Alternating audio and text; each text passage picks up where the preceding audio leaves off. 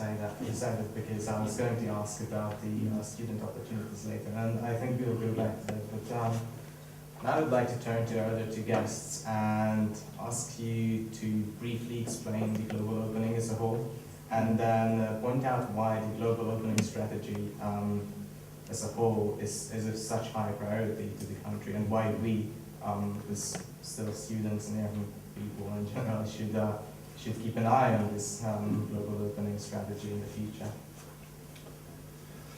Yes, first of all, you can hear sometimes two different expressions. Global opening or Eastern opening. The same it is. Just the Eastern opening, that's the phrase usually the Prime Minister's office is using.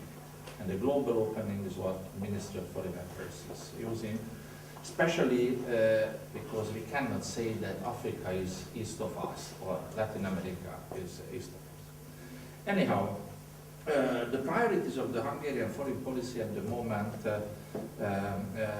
are moving around three major points. One of it, the global opening. Secondly, or I go back to the first, it's a regional policy because we have minorities in the neighboring countries, and definitely we have rooted interests in the countries in the neighborhood. Secondly, of course, the transatlantic dimensions of our foreign policy, and third, the global opening. This is a kind of new old point, because in 2010 it was declared to be a priority for the Hungarian foreign policy, the global opening, though it was already started before in certain tries, let's say. But definitely, approximately 2010 was the time when enough attention was available for opening up to our regions, to our countries, which we didn't have enough attention for in the last decades or two. That's definitely the Arab world, that's definitely Africa, that's Latin America, Asia, the Central Asia republics of the former Soviet Union, and part of the Balkan. That's what we call now the countries or the regions of the global open. Definitely, we had a long way to go with our integration process for the European Union, NATO first. So we can declare that that process was accomplished until 2010. So everything is on the track. It is a daily routine now, of course, but we have lot of things to do in the transatlantic dimension also. But we started to find new energy for opening up. And Africa is one part of this global opening. Let's say the last part which we didn't deal with until now. And I should tell you that the global opening means a lot of things. Not only to start with exchange of trade. Of course, we are not a country to invest too much money in distant continents, but we shall never forget that there is, with the single fact of entering the European Union, we took over a kind of obligation also to pay for the development assistance of certain continents to Africa also. Hungary is paying approximately $4 to $5 billion, billion forints to the development assistance programs of the European Union. And we, practically speaking, don't take back any penny from it. And this was the point when the Hungarian government started to think about that we should go to open up, let's have this global opening policy. And in the framework of this opening up, we will assist the Hungarian companies, the Hungarian economic players, to be part of this broader European framework and to take some advantages from all these money which we pay. We are a net payer to the European cash box, and we hope that we will really take back with a very, very consistent program these possibilities. So the global opening means to revive cultural, educational things also. We talked about that we had a lot of students studying here from Africa before, but they are already in their late 50s or 60s, so the last minute to catch up. That's why now we are starting a new program, the so-called Stipendium Hungaricum program, which means only for this academic year, starting in this 2014-15, 3,000 scholarships to countries of the global opening region, including some 800 scholarships to African countries. So that means that we invest in this way, and we want to jump over the gap and waiting a bit still with the people in their late 60s or 50s, and to invest in the new generation, who after 10 years maybe will already take their positions. This is also a very important point. And of course, to go back and to revise things, Mr. Paros just mentioned the case of Libya and Algeria. Yes, we had very, very important and successful projects in these two countries. I started my career in 1980 in Libya, where TESCO was very active, and major hospitals in Libya were operated from the #1 Director General Doctor to the last assistant. Everybody was Hungarian. Or we had construction works, huge quarters in different cities were built up by Hungarians. So yes, we should go back. We should look for reviving these projects. If we don't find new, at least let's start with this old one. We know very well that as a result of the Arab Spring, a lot of destruction happened in Libya. So there are a lot of things to rebuild, to reactivate. We can do that. And this is coming with your reference, what you told, that in a lot of African countries, they are happy to think about Hungary, that let's say Hungary was part of the struggle of their independence. We were just last January visiting Namibia and Angola with the State Secretary of Foreign Affairs, and all of our partners reminded us that Hungary was on the side of the struggle for independence. And this is very important, and we just spoke about before the beginning of this round table with my colleagues here, that we should not be afraid of referring to something which was happening in the old regime. It's not purely something communist because of it was done in the old regime. So yes, we should go on and to find our footsteps from the 60s, 70s, and to go on. Mr. Steyer, could you just briefly tell us why the younger generation should then keep an eye on the global opening, aside from all the positive things that that's already been mentioned? Well, the young generation should keep an open eye on global opening for different reasons. First of all, because with this global opening, our playground or youth playground will be very much extended. You will get new motivation.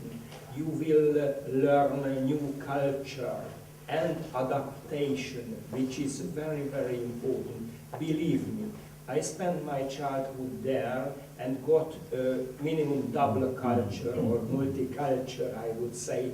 I learned French parallelly with the local tribunal language, which was Susu that time. And I kept the sensitivity for knowledges. Later on, when I served in the diplomacy in Sweden in the 80s, I learned Swedish and German parallelly. So one thing is bringing the other and giving you an opportunity, whether you are in a corner of Africa or in South America, doesn't really matter. But Africa is a huge opportunity for all of us, I got the chance 3 years ago to visit Madagascar on a transition government invitation. I spent almost 3 months in Madagascar. It was an energy study. Actually, we carried, and some professors were in our team on agriculture. And also the agricultural minister spoke Hungarian, learned in Gödöllő University, educated in that. So I would say that this global opening is giving us a fantastic possibility. It is requiring from you a specific knowledge, which means that do not stop on conventional studies only, but just specialize yourself for Africa. If it was in agriculture, doesn't matter. If it's in energy, renewable energy, or it's in culture, do your best. Just make a small study, express your view, or contact an African university or an African students and make a friendship.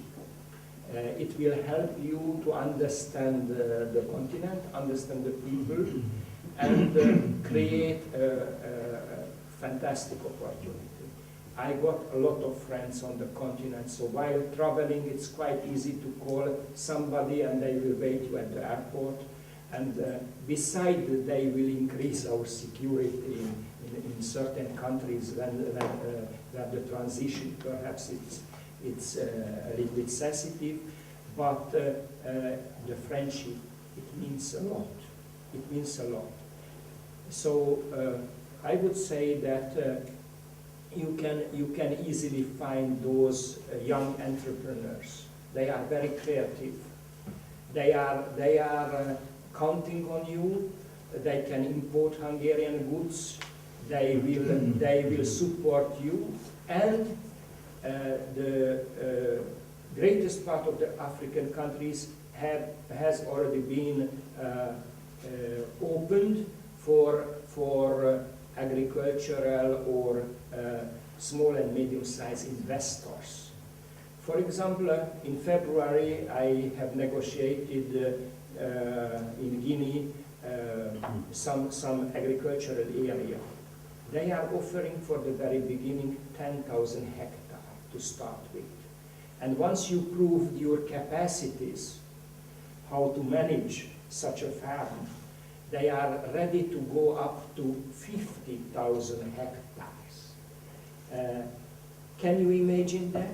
Here in Hungary, we are quarreling in the press if 1,000 hectares has been allocated to somebody.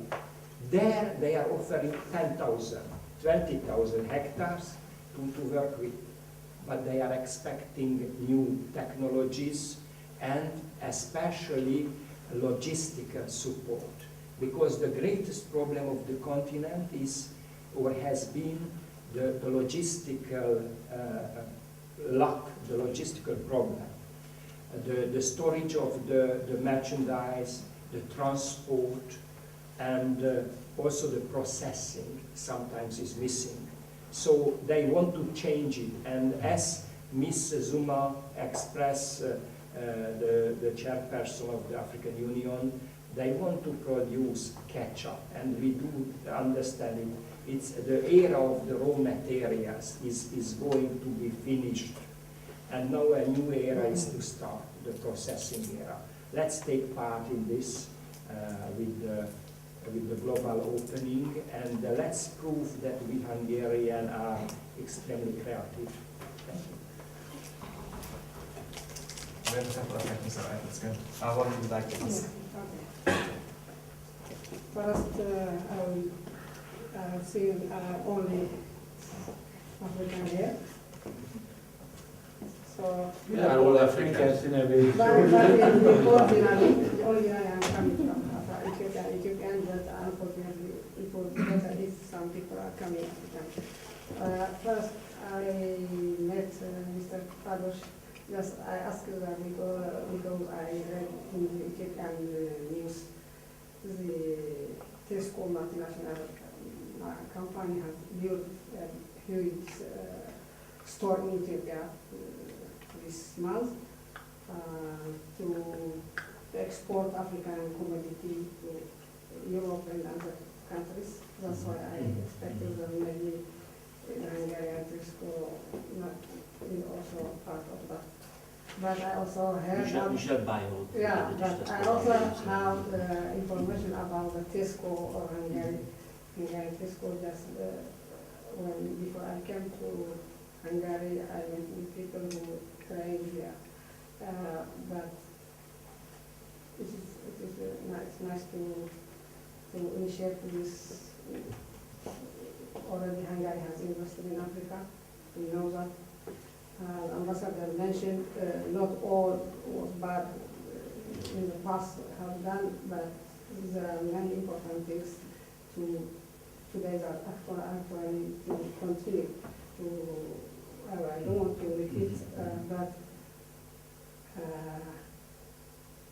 the problem is what I have seen here is Hungarian investors, they don't move from Hungary just to, especially in Africa, even if they have money. Because first the government should encourage this relationship between the African countries. For example, the Polish richest man, the Jan Kusi, that is for now, I read yesterday, he's now in Africa, he will meet the Ethiopian Prime Minister. He has invested 1.1 billion in Africa because the Polish government already last year launched Go Africa program. Because the investors, they believe they have confidence. They have, if there is bilateral trade agreement with Africa countries, so anybody can go invest. But if there is no bilateral agreements with any African country, they don't want to take this risk. So this is very important to do. Another, I want to ask Ambassador, you know, in the 1980, before the 1998 revolution or the change of the government system, many Africans studied here, half of them already turned back, half of them remained here. We are always speaking about those who went to Africa and heading the head of the government, but we didn't speak who remain here, married, and even I know people who have grandchildren. Even their grandchildren have a degree of medical doctors, engineers serving this country. No government from the system from 1980s or 1980, no government, nobody recognizes this African as a big community or as they don't have any legal. Because of these problems, we don't have any relationship with like this, especially when it is about Africa. There is no relationship. If you go to North Canada, there are 4 medical doctors Ethiopians who have children. Just if you go any small town, you find Africans working there. But we have no any center supported by the government. Like Western countries, there is a cultural center where it connects the whole country. We are a bridge. We can make a bridge from Hungary to the other countries. So this is what I missed. So I think it is time to build this relationship, to have officially recognized by the government this relationship, because you know, if there is maybe in May every year the African Day is celebrated, and you see that no Africans are invited there. So 1, 2 people who are favorite for some people, but I was asking the Angolan ambassador many times, why not you invite Africans, at least community leaders, representatives. Just they are celebrating together with only two, three Africans there. So this is also, I miss to be. If I may. First, you are very right with saying that strengthening the relations should go on together with signing bilateral contracts agreements. We are doing that. So we have a lot of contracts agreements already signed in the last couple of years with several African countries, and we are moving on. We already have or had so-called joint economic committees, which is the main body of facilitating the economic and trade relations between countries, with Egypt, with Tunisia, with South Africa. We are having with Algeria now, we are having with Nigeria, with Angola setting up, so a lot of things.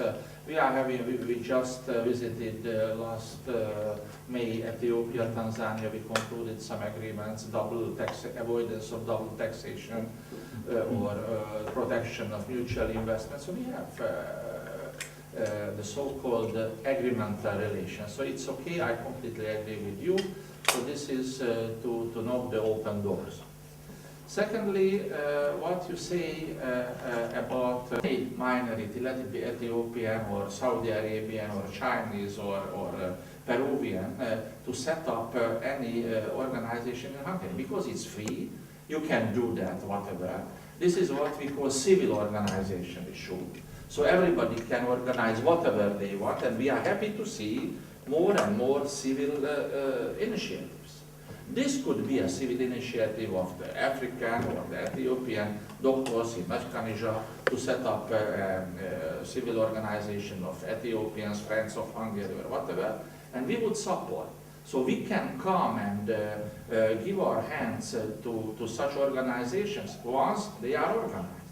That's your task. And then we can talk about how to work together. Concerning this Africa meeting or Africa celebration, which you mentioned, this is just for your information. The gentleman is talking about the annual Africa Day, which is coming in May, around the anniversary of establishing the African Unity Organizations, the predecessor of the present African Union. This is the African embassies, the African consulates, all those major Hungarian economic players who are involved in Africa, they are organizing that. Last year, the Minister of Foreign Affairs took the initiative to be the patron of this issue or this celebration, but this is again coming from Africa. So who is who in Africa? We cannot tell the Africans that this is more African than the other, so that's you should decide. But we like to see all Africans together without any choice, so we are not for this group or that group, but there are many groups of Africans here in Hungary. They should first come together, and then everybody will be there and celebrate together, and we will be happy to see this May also. This is, I guess, you are already involved now that the African embassies and consulates are organizing, and I see that it is for everybody.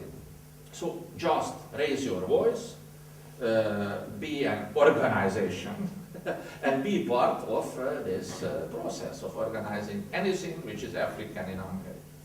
Speaking of raising your voice, we had a couple of more questions, so let's hear the lady in the back. Would you permit me, excuse me, would you permit me to complete the answer? For two reasons. First of all, because Mr. Ambassador has mentioned the activity of honorary consul. Yes, the ambassador of Algeria already took the responsibility and started to organize the next Africa Day, which will be most probably on the 29th of May, after, of course, different negotiation, but this will be an official cultural program. Next is that As an honorary consul of Guinea Republic, I'm responsible to gather, so to say, the African, the Guinean diaspora. I'm doing it. I have already the list, and I'm planning a special forum for them. And then perhaps we could extend this gathering with the other nations and just join the worldwide organization, because I met the African Diaspora Worldwide Organization in Brussels. So that's a possibility, and you're right. You've been already integrated in Hungary.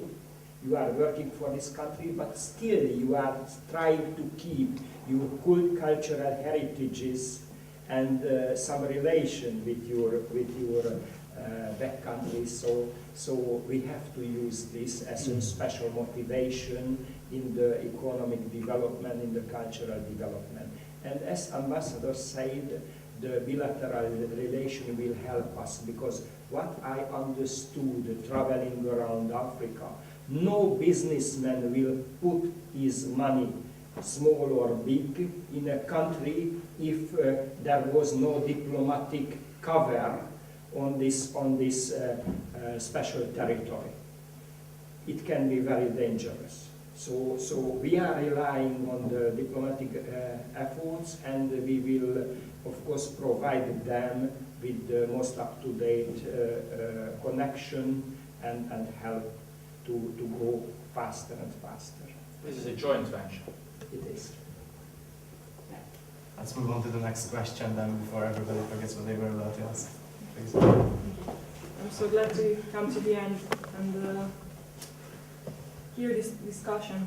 1 month ago I just came back from South Africa, and I decided that my future is connected with Africa. So in the last month I'm just always searching and looking for organizations, companies who are already involved and interested in Africa.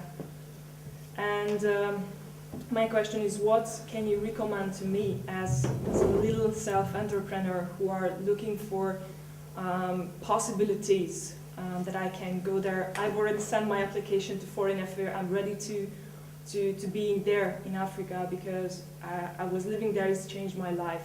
So I know that my life is Africa.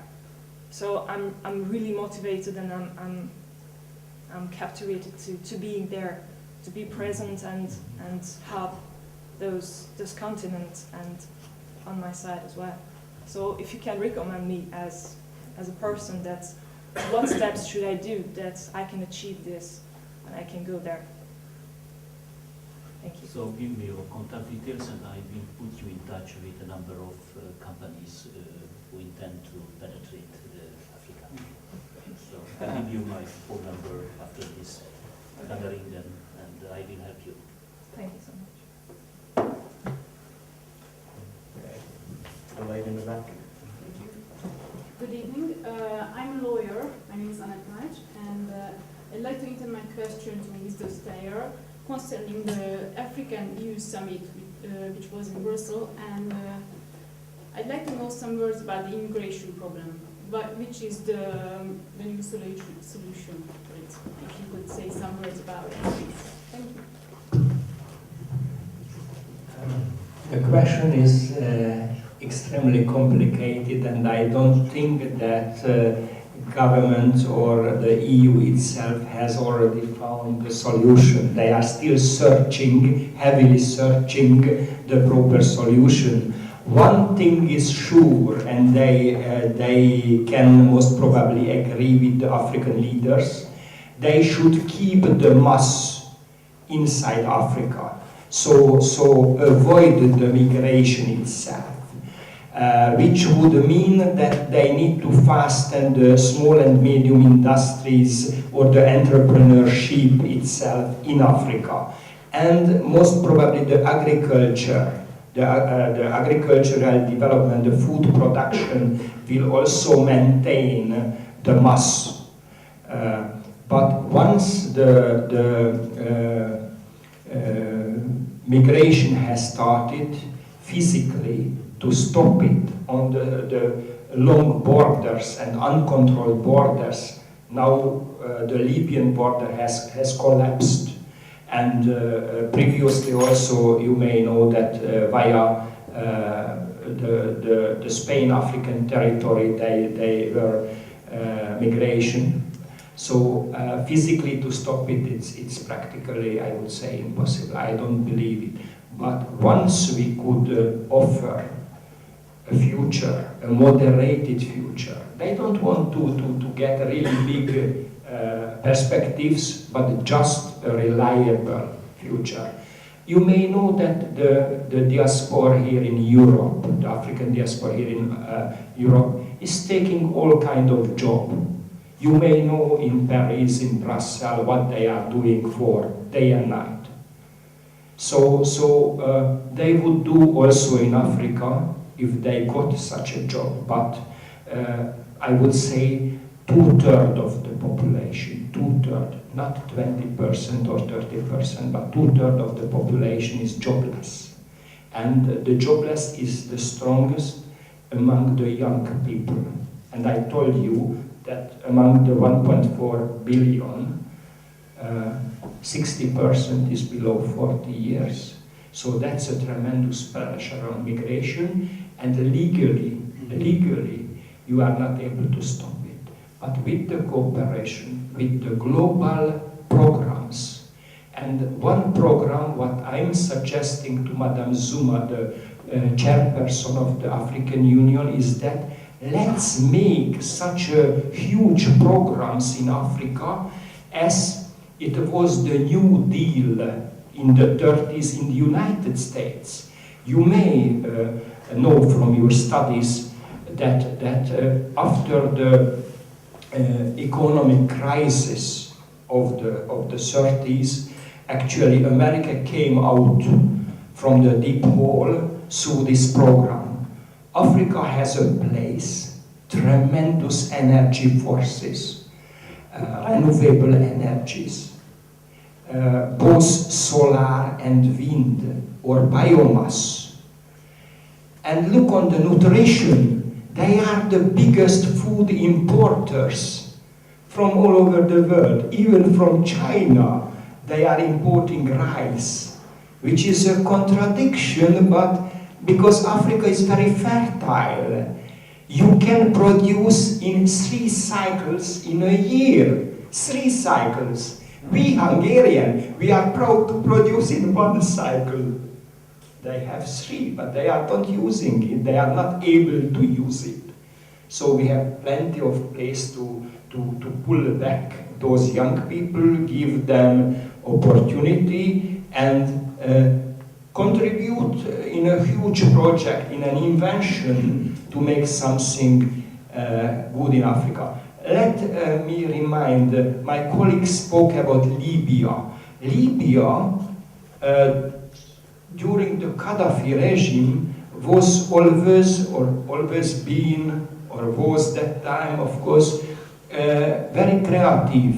They created the big tunnel, the big channel, I would say, from inside Sahara to drive out the water to Benghazi, to the seaside. A 2,000 kilometer pipeline to drive the water, the Saharan water, to the seaside. Huge work, but it was in Africa. It was in Africa. They show to European countries, to the world, that Africans are able to dream about something great, and they realized it. They did mistake. Mr. Pados certainly could speak about the problems they generated with the fossils water and so on, the management, the mismanagement.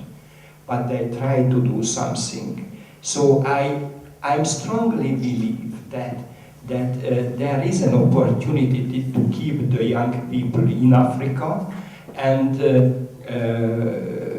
just do something really important and great, and contribute with all these efforts to the sustainability of the world environmental policy or our future. Thank you. Thank you. Very short input. Sorry. just to underline how important this question is, I happened to be in Brussels during this EU-Africa summit as a Hungarian delegate, and out of the three major documents, at the end of the meeting was the EU-Africa Declaration on Migration and Mobility. And this is really all about what to do, and the European and African partners agreed on an action plan for 2014-17 focusing on key areas. But everything is coming back to the point that if possibilities are created in Africa, so the question is not as serious as today.